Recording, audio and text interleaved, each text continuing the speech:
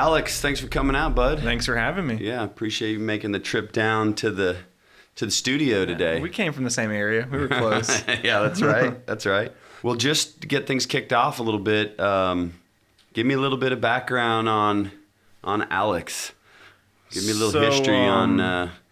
We're gonna get into pools, but let's talk a little bit about you. Give me a little bit of your background. Yeah, I guess normal kid from Texas, from Dallas. We moved down to the Houston area, I think in 04, 05. Okay. And so not to go to pools just yet, but I've been around construction, I guess, my whole entire life. My dad was a bricklayer, framer, electrician. Oh, wow. Then he got into new home sales. And so growing up, we were super blue collar leading up until the new home sales part when he, transitioned to a salesperson, commission based, working for home builders up in the Dallas area. Oh, cool. And overnight, it was like, okay, we struck gold just because going from a guy that works on the homes to the guy selling the homes is a big jump. Sure. And so he did really well, went to work with David Weekley Homes, then Highland Homes. So then we ended up bringing Highland Homes to Houston. He was a sales guy. Him and one of the builders were the first two guys through the door that brought Highland Homes to Houston area. Okay. And so we moved to Houston, landed in Tascasita. One of the first neighborhoods that they built out was Eagle Springs. Went to 8th grade somewhere in Tascasita. I think it was Timberwood Middle School. Then went through Tascasita High School, played baseball, played football. Went to Kentucky for a little bit to play college baseball. Oh, there you go. Wasn't good enough to stay up there. Transferred back to Sam. It's a good experience, though. Venture away from the nest a little bit and try out life. Yep. Yeah. I took the offer that took me the furthest away from home, and that was Kentucky. And then realized I missed home. Yeah. About a year in, and so came back and finished up at Sam Houston. Cool. That's very cool. So it's construction's in your blood a little bit. Yep. Got out to see the world. Yeah. I guess came back. If you call Kentucky the world. Kentucky the world. But no, it was good. Coming back to, lost scholarships, all that when I transferred back. And so it was kind of, parents were like, hey, real world, to go get a job. Yeah. And so immediately started working for a landscaping crew while I was at Sam Houston. Then eventually switched over and started a landscaping company with another guy. Okay. We kind of built that up while at Sam. So I was the kid driving the gooseneck trailer to class, just in the parking lot. Yeah. Mud all over my cool. boots and stuff. And then it led to, getting to understand hardscaping and landscaping and saw a little bit about what pool builders did. Yeah. Then graduated, thought, I need to make some money quick. At that time I was married. We got married our junior year in college, me and my wife. Sure. No real reason besides we were young. Just fell in love. Yeah, no kids, nothing like that. And so we had nothing. I think we had $500 to our names, and we rented our first apartment.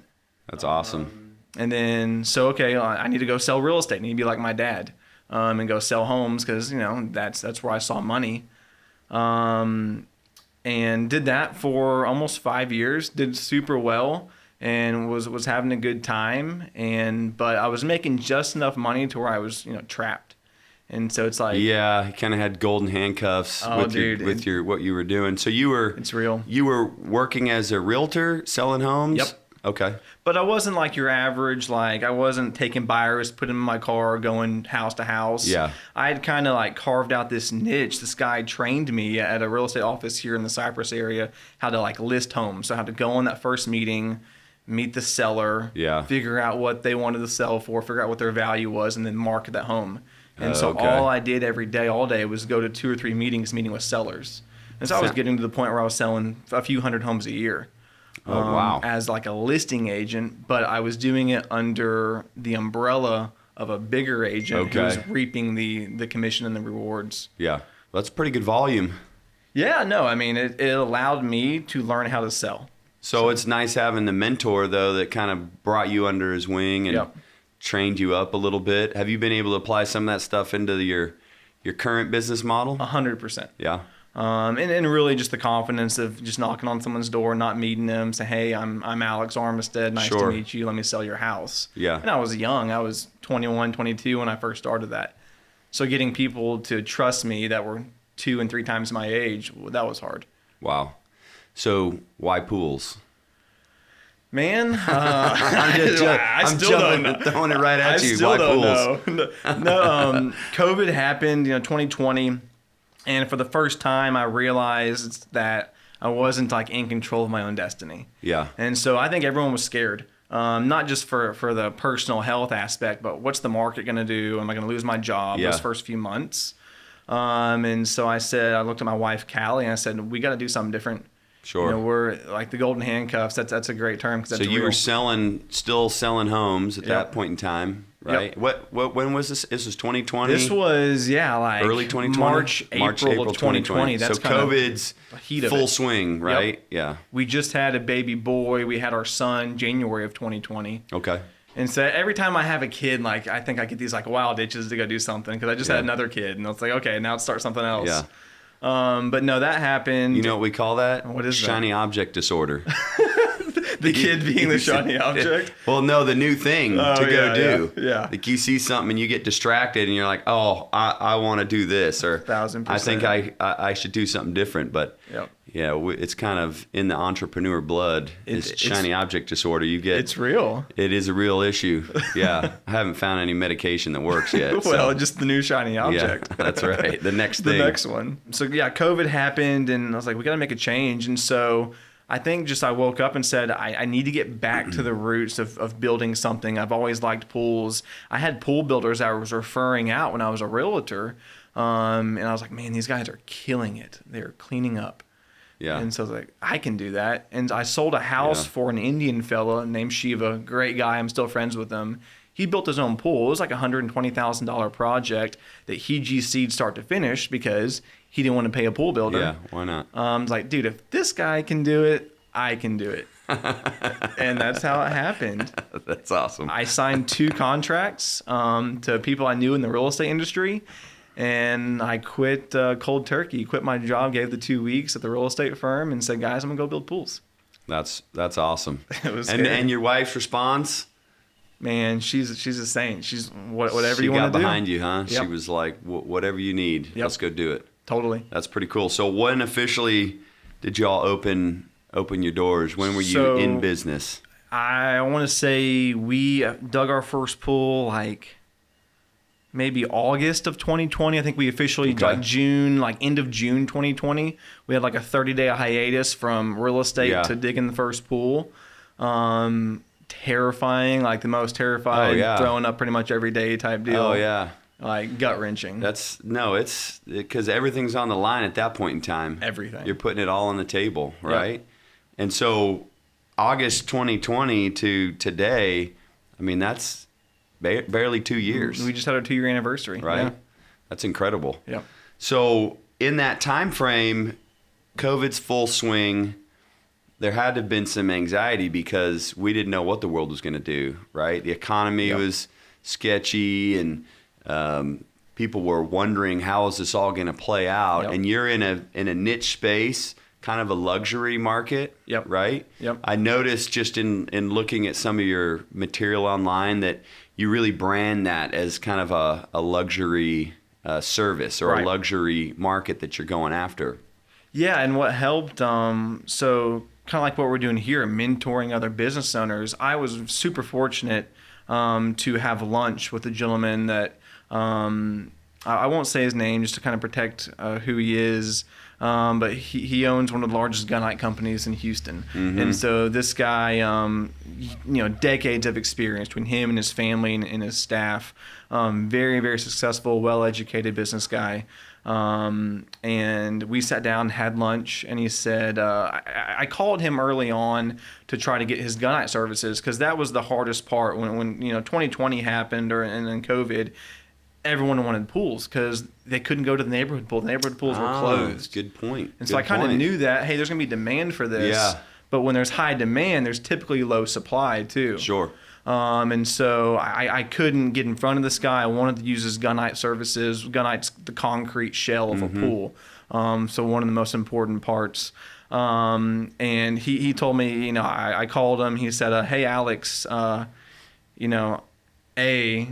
I don't know you that well. B, you're calling me in the craziest time I've ever seen. It's like asking me to put your foursome on the course for Masters tournament weekend. Sure. And so that's a good analogy. And I was like, man, I know at this time I had 6 contracts sold. I don't have concrete to build these pools. What am I going to do? Yeah. And so I was calling all these companies. I was going in person to offices, kind of doing the real estate, tactics of going and getting in front of people.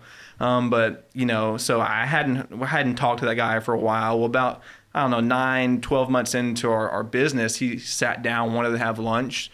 And it wasn't to, hey, we want your business now. It was, hey, we see you growing and we want to help you. Yeah. And he's a super good guy. And he just kind of asked me my goals. And he said, where do you see the market going? At this time, it was probably early 2021, and the market was just on fire. Booming, yeah. We were selling pools left and right. We kind of had our subs figured out. And he kind of made a good point. What goes up must come down. Yeah. There's a slow time coming. Sure. Be ready for it. Be ready. And a lot of builders like you that are just getting started are going to fall on their face if they don't figure it out They're now. going to get crushed. Yeah. Yep. Yeah. So he asked me, he goes, what is the most important thing to any business? And I said, cash on hand. Just because that's kind of how I grew up. And he's like, exactly right. It's EBITDA. It's what do you have in the tank when all bills are paid type deal. I mean, it's working capital, right? I mean, businesses don't go out of business because of lack of revenue for the most part. They go out of business because they don't have cash. They can't pay their bills. Right. They can't keep up with their growth. There's a lot of good growing companies that don't survive because they can't pay their bills. But it's good advice, very, very good advice. I hadn't, I'll throw a similar story out there. I hadn't been in business that long and got a call from another, a buddy of mine who was friends with a very much established general contractor in town, one of the fastest growing companies probably in the U.S. Okay. Big commercial company. They build all over Texas and now all over the U.S. And while he was meeting with me, he was asking similar questions. What's your goals? What do you want to accomplish with your business? What are your markets? And we had a very similar dialogue. And it's funny because as I was leaving, we were finishing up lunch, walking away, that was what he said to me was, hold on to your money. Yeah. Save your money. Yeah. Right? Because ultimately the bad times are going to come, hard times are going to come, the market shifts, you have an unexpected issue, and it's a risky world that we're in. I mean, construction it's got a high level of risk just by the nature of what it is. We've got environmental issues, personnel challenges, subcontractor issues, and a lot of it you can't control. Yep. Yep. So it's pretty wise. Have you done a good job of following his advice? Yeah, no. Sometimes it's not easy. It's easier said than done, right? You see the checks coming in and the bank account building, you're like, oh man, I could go buy, almost whatever I want at this point. And at least in my mind, you don't realize what you want till you get it, and then you want something else, of course.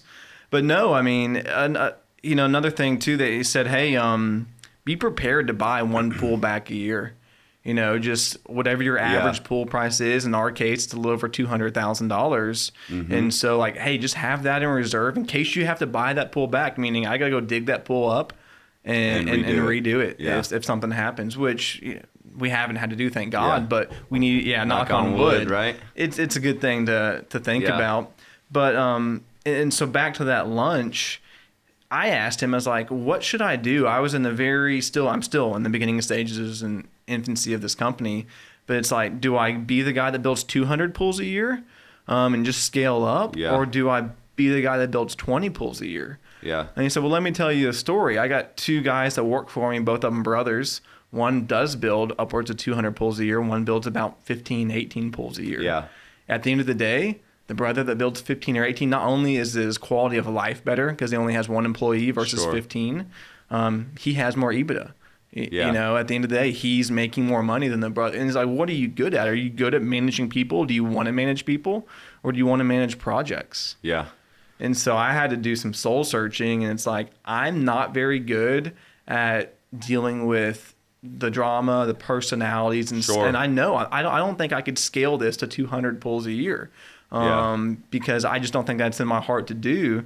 So back to the luxury, it's like, hey, we need to go after high-end projects that are going to, grow sales-wise, get me to where I will be at 200 pools a year. Yeah, 320. Get a better margin, control the process a little bit better. And that's a question that every entrepreneur, business owner, especially in this industry, you have to ask yourself at some point in time, what kind of business do you want to be? Are you going to build a big organization and try to scale it and grow it and understanding the challenges that come with that?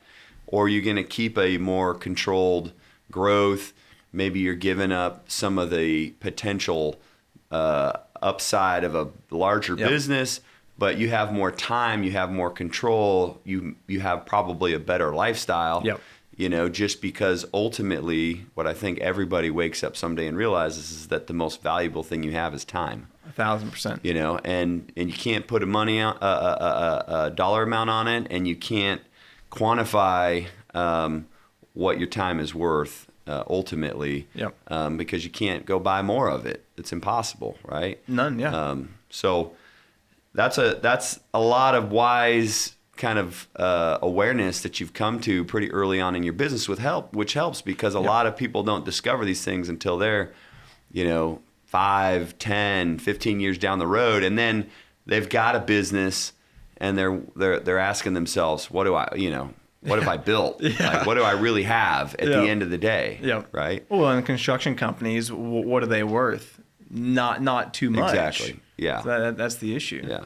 So tell me a little bit about, even though you haven't, you've said, look, I don't want to be the 200 pool a year company. You have grown relatively fast, right? What have been some of the challenges with that fast-paced growth, and how have you been able to keep up with that?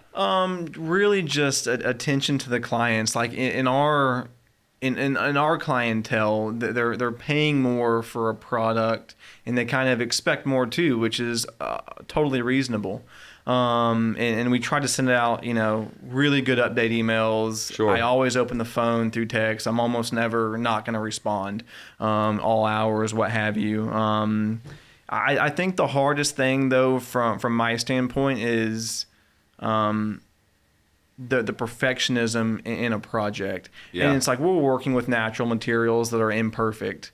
And like we're trying to make some of those materials perfect. And I've lost money on jobs where I've gone and ripped out $40,000 worth of a marble because I didn't like the way it looked. And I've eaten that because it was kind of my call, but it needed to look right. And so like what we're doing, and so we had a phone call yesterday from a really well-known pool and spa magazine who wants to do features and all this, and we're not even at their level yet, but they said, look, we see your growth. The average pool that we photo shoots, 7-figure pool. The average home behind, in front of these pools is a $3 million-ish home. Sure. And so it's like, well, we're not there yet. But they said, we understand that, but the way you get there is doing things like this and getting recognized. And so that's the way we want to grow it. But you only get to do that if the job is perfect. Yeah. Just being recognized like that in the industry for somebody who stands behind their product. It's a huge part of our business is the brand and the word of mouth that gets out there. That this is a company so they're not perfect. You're going to make mistakes, but how are you going to respond to those mistakes? Are you going to stand behind your product? Are you going to stand behind your company? Or are you going to go nickel and dime and argue and, try to make sure that you come out on top on every single thing that you do? There's going to be times when you have, you're on the losing end of something, and sometimes it's your fault, sometimes it's not your fault. Right. But you do it to continue to have that reputation as somebody who's going to do what's right for their customer. 1,000%. And it's a big, big deal. Just one thing on the advertising, 90% of the calls that I get is, hey, we're a magazine and we want to feature you. And then it's here's how much it costs to be. I'm not saying, I'm sure this is not it. That's how that conversation went. But just beware, hey, you're a great company. We want to have you here. And it's $5,000 for a single, or a quarter page spread per issue or whatever. And you're like, wait a minute, what is this? What's happening here? That's exactly. And I said, send me your market insight reports on the return. Yeah. Because 4,000 is great if I'm going to make, 40,000 off of it. Yeah, exactly. But it's not. If we get I'm a lot make of those. zero. I get a lot of those calls in the office. So talk about being a luxury brand. Obviously, you selected that because maybe there's a better margin there. You don't have to do as much volume. Yep. You're working at a higher level of product. Maybe the customer base is a little different. But what are some of the challenges with trying to service a luxury market, A lot of what we do in our builds is stuff we've never done before. And I'm not afraid to tell that to the client. Yeah. We have a cantilever patio coming up that's got to support, X amount of weight per square foot on the roof with only post on one side. Yeah. The steel alone is probably $30K worth of steel, which is a lot for a little 17 by 20 patio. Yeah. And we haven't done it. And so like a lot of times I will take my licks on the new aspects of the project. So I'll probably maybe make a little, maybe lose a little, maybe break even on this patio portion of this project, but I'll know next time. Sure. And so that's the hardest part in luxury building is a lot of it is new. First through the door. Yeah, you're not just doing a cookie cutter product where you're changing the finishes and selling it off to somebody else. You've got to sit down and think through, because if you're spending, $300,000, $400,000, $500,000 on a pool or more, you want it to be unique. You don't want to go to your neighbor's house and walk in and be like, that's my exact same pool. I have that tile. I have that. No. Which in a lot of residential neighborhoods, maybe not your neighbor, but the guy next to that neighbor probably has a lot of your same home, in his house. And so that's neat to. It's challenging, but it's also neat because it makes every job interesting. Yeah. Right? You're not bored, I'm assuming, with what you're doing. No, and that was a big fear too. Is like, early on there was some advice saying, hey, have A, B, or C products and just offer 3 different pools. And it's like, man, I don't know if I can do that. It's just not me. Yeah. And I can't build the same pool over and over again. Yeah. And then, on the luxury side, the flip side of it is there's more potential, there's more upside in what we do. In that same conversation with this gentleman that owned the gunite company, he's like, I think you're going to need to recession-proof your business. Sure. And the only way to do that is to get into the luxury market. You got a lot of guys fighting over all these less expensive pools. Yep. And that was a year and a half ago. That was some of the best advice I heard. And so that really pushed us to luxury too. It was like, hey, when the slowdown happens, which it has, I don't think there's any way to sugarcoat it, at least in our industry. Mm-hmm. We're okay because we're still getting those luxury calls. Yeah. Yeah. I mean, the folks that have money are going to continue to have money to spend on stuff. Tell me a little bit about the branding, because your logo, I think it's awesome. Thank you. It's clean. I've over my career, I've developed a bunch of logos, and I've helped other people develop logos, because I think the logo, it's the first thing somebody sees. It's that first kind of impression of your business front, right? Is what that looks like. And you see a lot of logos out there that are messy, and they've got too much going on. And the first thing I see when I see a logo is, how's that going to look on a business card, on the front of a shirt, on a hat, on some media, on a website? Is it too complicated? So give me the history behind White Oak Pool and Patio and the logo. How'd you come up with the name and the logo? So, having a horticulture degree, I went to school for horticulture, Bachelor of Science. I love plants, and I didn't want to name it Alex's Pools or I'm sure there's a lot of pool builders out there to name like Aqua Pools or Blue Pool, whatever. I didn't want to be that guy, and because I didn't want to just be that same builder that built the same thing over and over. And so I thought, okay, luxury brand, it probably doesn't need to have the word pool and the big part of the logo. So we're White Oak Pool and Patio, and so the brand is really White Oak, and that's our logo. It's got the circle with the oak tree in it, and I just drew it up, and it's like, okay, let's just do a blurred oak tree almost. That's cool. It's clean. It looks good. Thank it works, definitely. I mean, just speaking from a personal story, because you are just finished our pool, Yeah. right? Yep. And did a fantastic job. Thank you. So, but going through the selection process, coming from a commercial construction background, I'm used to analyzing proposals and having a proposal that has a clear scope of work that defines what I'm getting, what the finishes are. Yep. And so in the soliciting proposals for pools, we got a range of proposals that really gave us the first impression of what this company was like. Yep. And it was everything from not quite a piece of paper that said pool this much, right? Yeah. I mean, it's pretty close. One of the first ones that we got to varying degrees of detail, and just seeing that your proposal listed the materials and some quantities and descriptions, and it looked clean. It had a clean Yep. header on the letterhead. That all gives that impression that these guys are more sophisticated. Maybe they're more reliable. Yep. Maybe they're going to be able to provide us with a better level of service. And knowing that I was going to be gone for several months, going in for my surgery, Yep.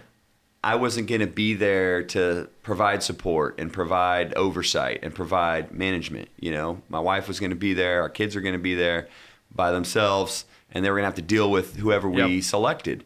And so it's probably not a surprise you weren't the low bidder on the project. Yep. And I'm sure you get that. Yep. And you're not trying to be the low bidder, but Right.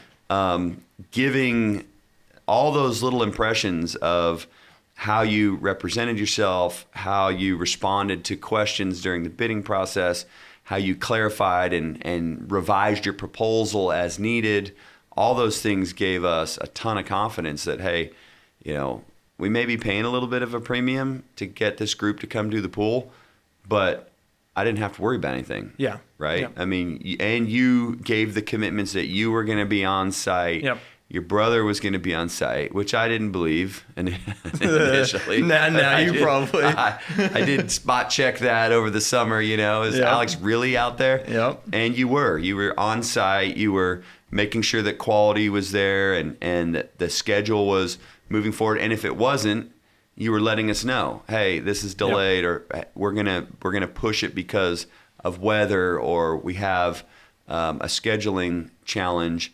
And I didn't get at any point in time a call that said, I know we said this in the proposal, but I need 15,000 more because Yeah. of whatever. Yeah. And that's a reality with a lot of the residential market is you're getting a quote, but how much weight can you put behind the schedule or the price? Right.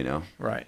No, I think that's, you coming from your background, the knowledge you have and that you've amassed, like you kind of understand that. The average client, it's like, it takes more. It's hard to explain. Yeah, it takes a lot of education. But yeah, I think even starting with the design, like the time that we put into our designs versus other builders, like to me, it's like, why aren't you guys looking at that? Because they're showing you how they're going to treat you. Like the design, the proposal, they're telling you exactly how they're going to treat you and your project. Yeah. And if it looks like it was slapped together or thrown together, they're going to throw together your pool.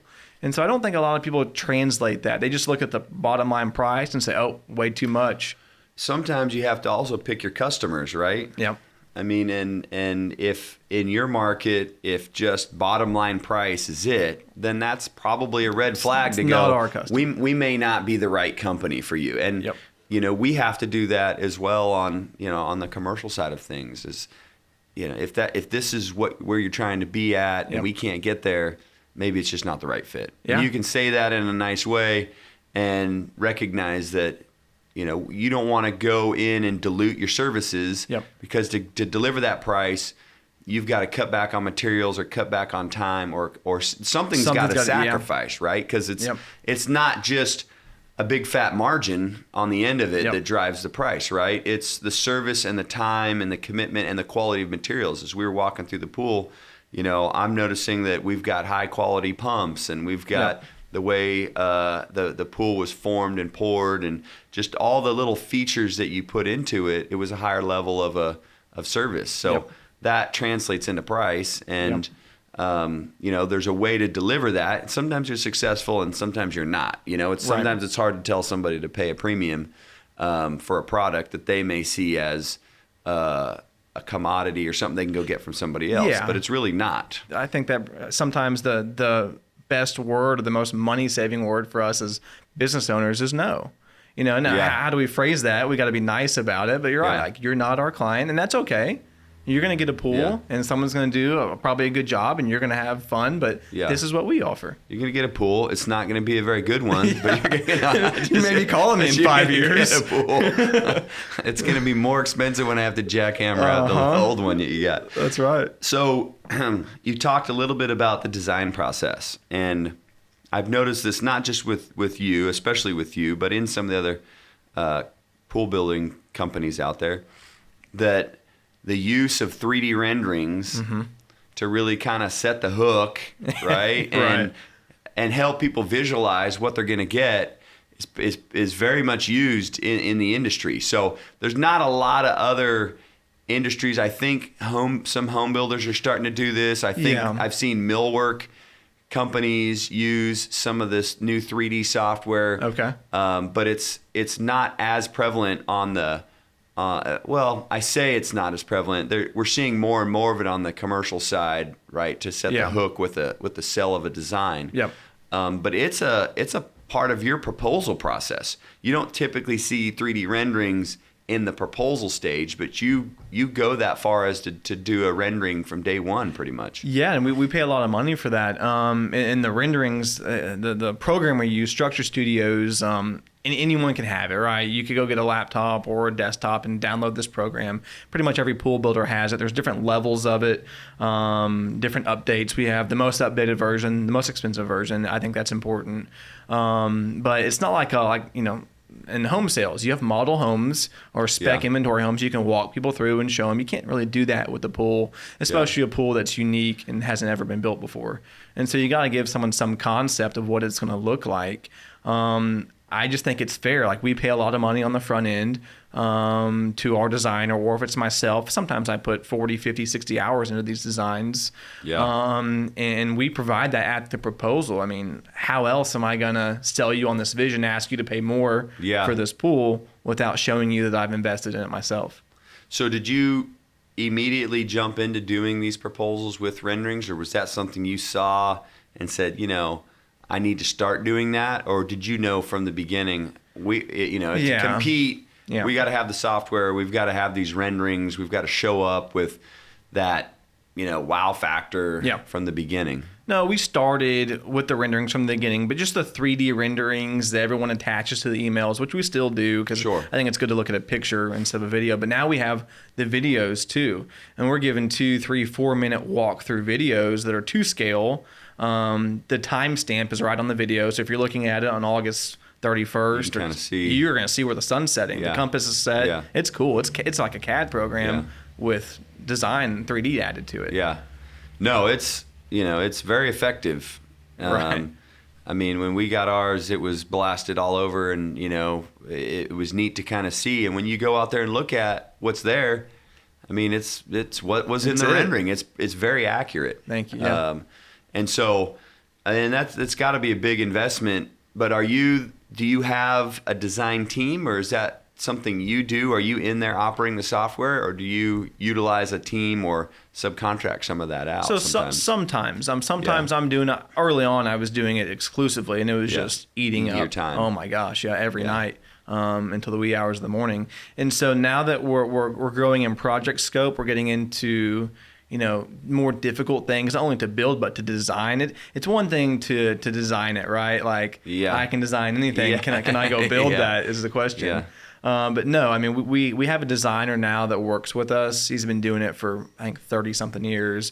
He's worked his way up from foreman on, excavation digs all the way up to, VP of large pool building companies. And the guy's a true artist. That's who designed your pool. His name is Dennis Daniel. Incredible guy. Thanks, Dennis. Dennis killed it. But good guy, and he's making money on these designs. There's no doubt. Sure. But he knows his stuff, and I think that's ultimately one of the things that let us build your pool is like we just came with a better design. Yeah, no, I mean it was great, and you really listened to the vision and the features and what we were looking for, and right out of the gates we're able to capture some of that, you know. And what's frustrating, just in dealing with design services a lot of times, is you'll talk about what you want and the features and the customer, and then you get the first pass of the design, you're like, did you have earplugs in? Like, what? This looks nothing like what we just talked about. And so to hit it, you know, and be relatively on target, so we're just making tweaks. It was really beneficial to that whole process. I know that just because I've met several folks who have tried to do their own pool and do the self pool thing, and a lot of it is subcontracted services. There's very few. I don't know anybody that I've met that is self-performing large amounts of the pool building process. And so how important is it to have and maintain those subcontract relationships, and what do you do to ensure that, you know, that is a strong relationship between your firm and the firms that do business with you? Yeah, no, it's everything to us. And I think coming into the pool building industry in 2020, for the first time, the subs were in the driver's seat. And which is interesting. And so, like, you have these generations of pool building companies here in the Houston area that have just treated subs so poorly for decades, and they've received the invoices and taken money off the invoice and said, "Oh, it wasn't that. The footage is wrong. I'm giving you this."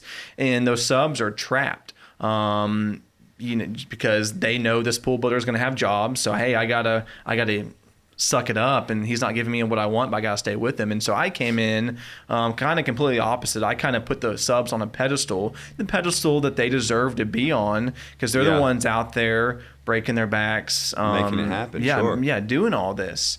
And so it's like, man, I saw an opportunity in 2020 that I don't think other builders were late to, or maybe even still haven't picked up on. It's like, man, if I treat these guys really good, they're going to A, do really good work, and B, pick up the phone when we need them, because when stuff does go wrong, I need those guys back out here. And so that's hard. It's important, especially, I mean, you're kind of functioning as a GC for the pool process, right? To a certain extent, because you're managing all the parts and pieces and subcontracting some of that stuff.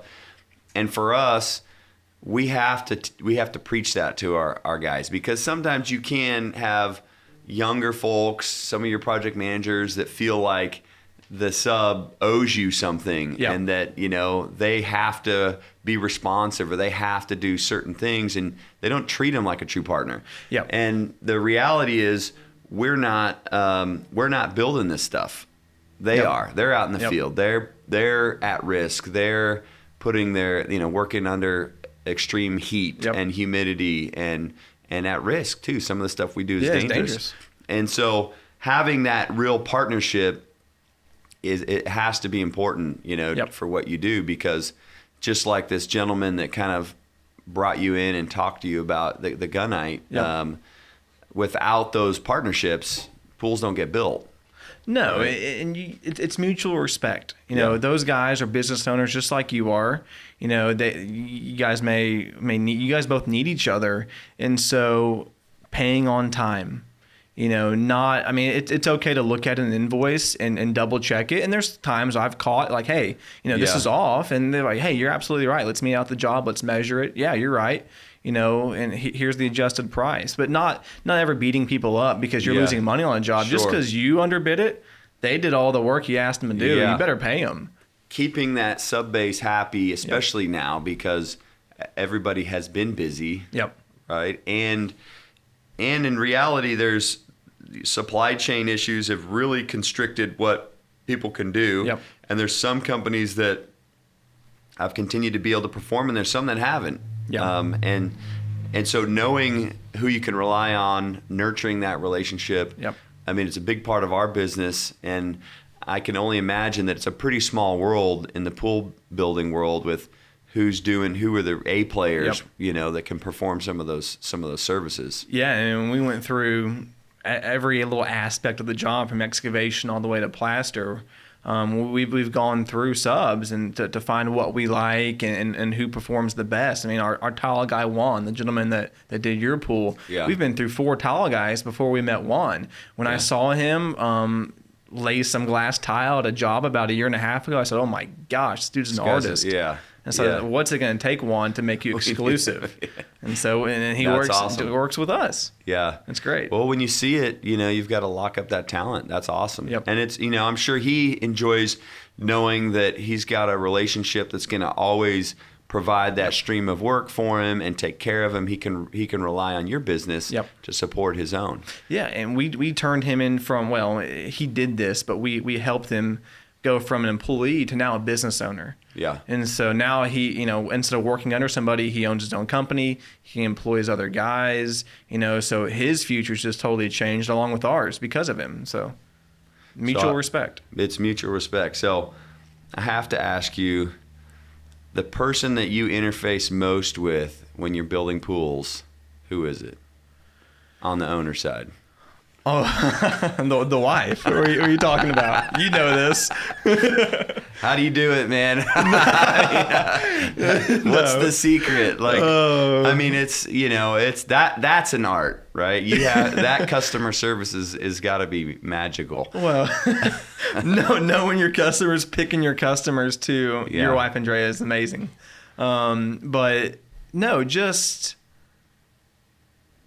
you can't be, macho man. Yeah. No, it's like, I'm going to talk to you differently than I talk to your wife. Yeah. And you got to understand that going into it. And it's a lot of, yes, ma'am. Going back to just manners and roots. Sure. And I got to kind of explain things differently in the building process, especially to someone like you. And your wife probably knows construction a lot more than the average. Sure. But man, at the end of the day, I'm the leader of my family, and my wife understands that. But don't think that I'm not going to do or go get what my wife wants, right? If she wants X car or X house, maybe I'm the one talking to him, but she's steering the ship. From the rear. I think that is something that, in interacting with you, is very genuine, and there's certain parts of business development that you just can't fake. And so early in my career, I listened to someone that was speaking that said, my job is to build relationships and turn those relationships into business. And I never go ask for business from my relationships. It just happens because I'm building this mutual respect and we're building these relationships. And you really have to enjoy being around people and interacting with people, and you have to have a genuine desire to take care of their needs, listen to their needs, even when it's it's challenging sometimes because you're trying to run a business and you're busy and you're trying to get to the next job, but dealing with someone, that's their home. They're going to be there every day. Their kids are going to be out there. They're going to have their most special events out there, and they want it to be perfect. And so explaining sometimes that, look, you pick this tile in the studio, but this is a natural product, and it comes in a pallet. Each tile is going to be a little bit different. From somewhere in Turkey, probably. Yeah. Exactly. Well, man, you guys have done an amazing job on our pool, and it's been as enjoyable just talking to you, hearing about your business. We've had a lot of conversations just at the house where you stayed till 8 or 9 at night just talking about business. And that's why I really wanted to have you here and be a part of this, because I think you've got a lot you can share with other people that can learn and grow their own businesses and be inspired by this. And so keep it up, man. The sky's the limit for you guys. So thanks for coming out. I appreciate you guys. Thank you. All right, bud. Cool.